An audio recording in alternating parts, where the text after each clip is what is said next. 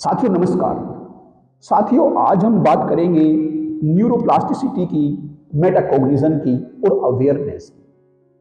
हम इस चर्चा के माध्यम से यह जानने का प्रयास करेंगे कि ये सब किस भांति से हमारे अवेयरनेस से जुड़े हुए हैं। साथियों आपने गौर किया होगा कि जब आप कोई भी गाड़ी खरीदने का अपना विचार अपने मन में लेकर आते हैं और एक पक्का डिसाइड कर लेते हैं कि अब मुझे गाड़ी खरीदनी है, यहां तक कि आप कोई मॉडल भी सेलेक्ट कर लेते हैं, तो फिर आप जब भी रास्ते से गुजरते हैं तो आपका ध्यान उस गाड़ी पर, जो सड़क पर चल रही होती है, हजारों गाड़ी चल रही होती है, लेकिन आपका जो ध्यान है उस गाड़ी पर पड़ जाता है।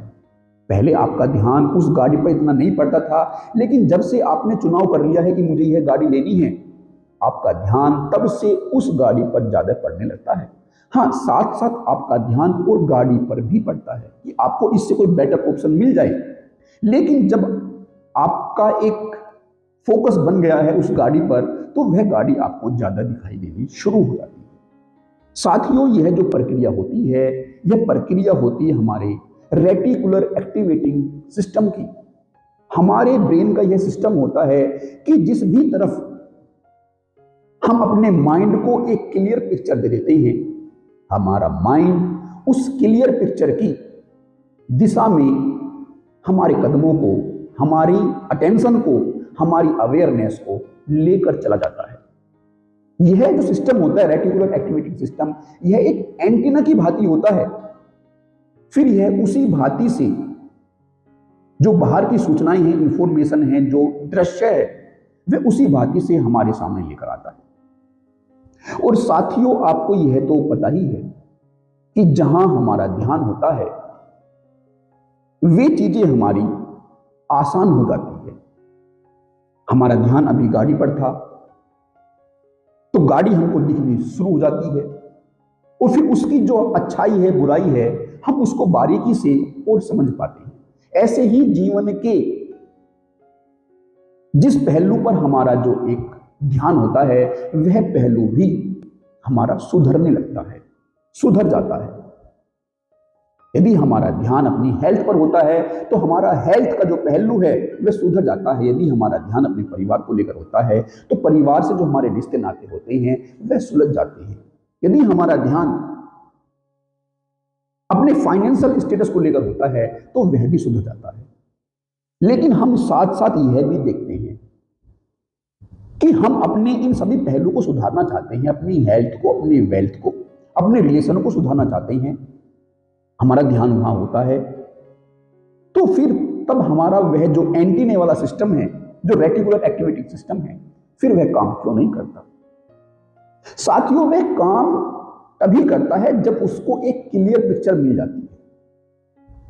यदि हम उसको एक वेग पिक्चर देते हैं, धुंधली पिक्चर देते हैं, तो फिर वह उस भांति से अच्छे से काम नहीं करता। जैसे हमने एक गाड़ी लेने के बारे में सोच लिया होता है, और फिर जब हम मार्ग पर निकलते हैं तो हमें गाड़ी उस भांति से, हमारे लेने के पर्सपेक्टिव की भांति से और ज्यादा कि इसमें क्या अच्छाई है, क्या बुराई है, या किस भांति से दिख रही है, हम इन चीजों को नोटिस करने लगते हैं। लेकिन जब हमने उस मॉडल को भी सोच लिया होता है तो फिर हमें वह पर्टिकुलर मॉडल हमारी नजरों के सामने ज्यादा आता है। ऐसे ही हमारे जो जीवन के अलग अलग पहलू हैं,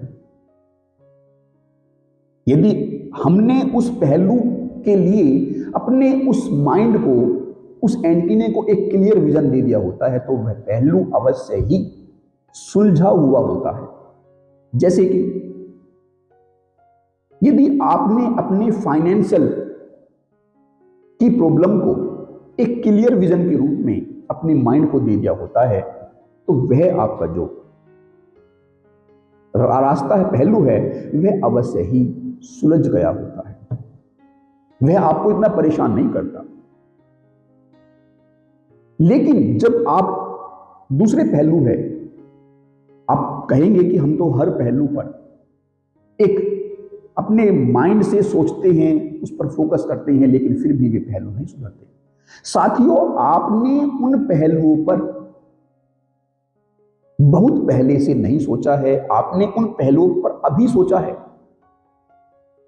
आपने उस दिशा में अपने माइंड को निर्देश अभी देने स्टार्ट किए हैं, और वे निर्देश भी बहुत स्पष्ट नहीं है। यदि वे जो निर्देश है अपने माइंड को आपने उस दिशा में सोचने को जारी रखे हुए हैं, तो वे इतने स्पष्ट नहीं है जिस वजह से वे परिणाम भी नहीं मिल पा रहे। यदि वे स्पष्ट होते तो वे परिणाम अवश्य ही मिल रहे होते। जैसे हम अपने जीवन में जब एडल्ट की अवस्था में होते हैं तो हमारा ध्यान कहां होता है?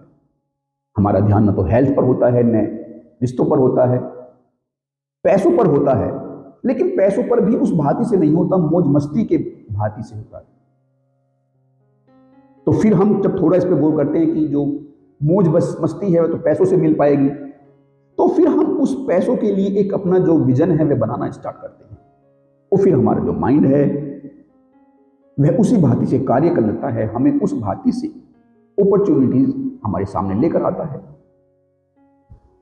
लेकिन जब हम समय रहते और आगे बढ़ते हुए अपने जीवन में अपनी हेल्थ पर, अपने रिश्तों पर भी हम एक ध्यान देते हैं, उनको एक क्लियर विजन देते हैं अपने माइंड को, तो फिर वह उन पर भी अवश्य ही काम करेगा। साथियों, यह ऐसे ही काम करता है।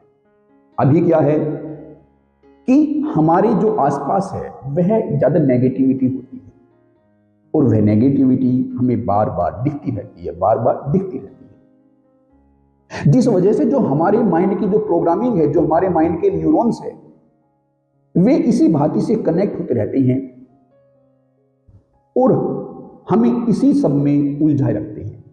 हमारे अंदर जो भी विचार आते हैं, जो भी फीलिंग आती है, वे उन नेगेटिविटी से ही रिलेटेड होती है। लेकिन यदि हम इस सब सिस्टम को, जो हमारे न्यूरॉन्स का एक जाल है जिस भांति से वे बन गए हैं, उनको हम यदि चेंज कर पाए, और हम चेंज कर सकते हैं, यही हमारी जो न्यूरो साइंटिस्ट होते हैं उन्होंने खोज करी है कि हमारा जो दिमाग है वह एक भांति से परिवर्तन हो जाता है उसमें।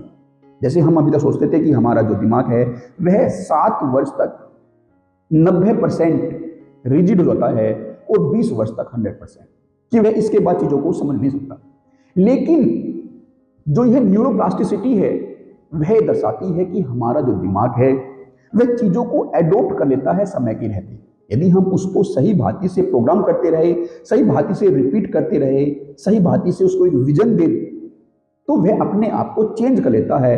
यही न्यूरोप्लास्टिसिटी होती है।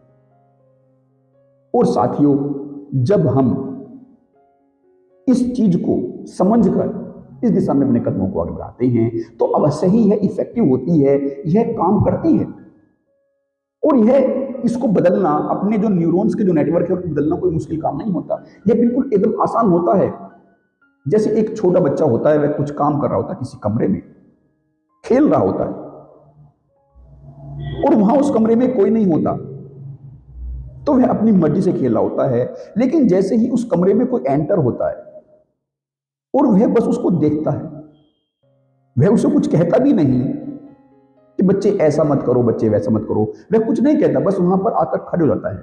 तो उस बच्चे का जो बिहेवियर है वह बदल जाता है, और न केवल बच्चे का बल्कि हमारा भी बिहेवियर बदल जाता है। यदि हम कुछ काम कर रहे होते हैं अकेले में, या 4 दोस्त एक दूसरे से बात कर रहे होते हैं अपने एक ग्रुप में, और यदि उनको कोई बाहर से वॉच करे और उनको पता चल जाए कि हमें कोई देख रहा है, तो उनका जो तरीका है वह बदल जाता है। इसी को मेटाकॉग्निशन कहते हैं। साथियों, ये हमारे ब्रेन की कैपेसिटी होती है मेटाकॉग्निशन की, कि यदि हम अपने बस ब्रेन में जो भी इंफॉर्मेशन डल रही है, यदि हम उसको देख भर ले, हम उसके साक्षी भर हो जाए, विटनेस भर हो जाए, तो वह जो नेटवर्क अभी बने हुए होते हैं वे ढीले पड़ने लगते हैं, वे टूटने लगते हैं। हमें बस जो भी हम अपने आसपास चीजों को देखते हैं, जिन चीजों में हम इन्वॉल्व होते हैं, हमें उन चीजों में इन्वॉल्व नहीं होकर बस एक विटनेस की भांति उस पूरे नजारे को देखना है। उस पूरे नजारे में हमें अपने आप को भी सम्मिलित कर लेना है और अपनी चेतना का जो एक तीर है, एक तीर तो हमें उस पूरे नजारे पर रखना है और एक तीर हमें उस साक्षी की तरफ रखना है कि जो साक्षी है वह इस पूरे नजारे को देखता रहे। और जब हम इस भांति से, अपनी चेतना से इस भांति से काम लेते हैं, तो फिर हमारे जो नेटवर्क है वह बदलने लगते हैं। और जब हम पॉजिटिविटी को बार बार, जो हमारा गोल होता है, जो भी हमारा जीवन का जिस पहलू पर हम काम करना चाहते हैं, उस पहलू को हम सुधारना चाहते हैं, हम बार बार जब उससे संबंधित पॉजिटिव वाइब्स अपने दिमाग को देते हैं, अपने उस एंटीने को देते हैं, तो फिर वे रिपीटेशन के माध्यम से हमारा जो नेटवर्क है न्यूरॉन का, वह बदलकर उस भांति से स्ट्रक्चर्ड हो जाता है और हमारा जो पहलू है वह सुधर जाता है और बेहतर होने लगता है। तो इस भांति से ही है न्यूरोप्लास्टिसिटी और मेटाकॉग्निशन